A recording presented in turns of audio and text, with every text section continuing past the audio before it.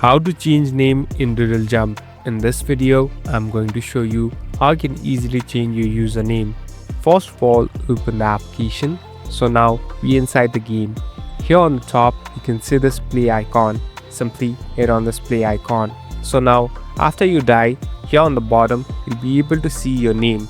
So in order to change it, simply tap on it. So here you can enter your new name. Basically, you can enter a new name in the beginning of the game or at the end of the game after you die. So here you can enter your name and at last tap on done, and it's all set to go. Now you can go back to your menu and start playing the game. Thank you for watching this video. I hope this video will help you.